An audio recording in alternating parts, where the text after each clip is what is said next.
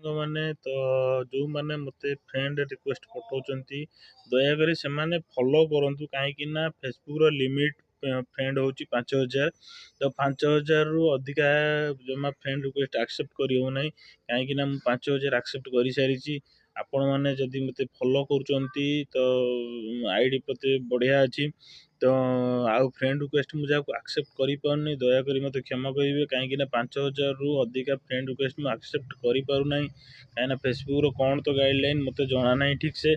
ତ ଯେଉଁମାନେ ବି friend request ପଠାଉଛନ୍ତି ଦୟାକରି ସେମାନେ ଫଲୋ କରନ୍ତୁ। ଆଉ ଯେଉଁ ଭାଇ ଭଉଣୀମାନେ ଷ୍ଟିକର୍ କରୁଛନ୍ତି ଦୟାକରି ସେମାନେ ଟିକେ ଷ୍ଟିକର୍ କମେଣ୍ଟ ବନ୍ଦ କରନ୍ତୁ। ସେମାନେ ଷ୍ଟିକର୍ କମେଣ୍ଟରେ କରନ୍ତୁ ନାହିଁ, କାହିଁକିନା ଆଇ ଡ଼ି ପ୍ରତି ବହୁତ ପ୍ରୋବ୍ଲେମ୍ ଅଛି।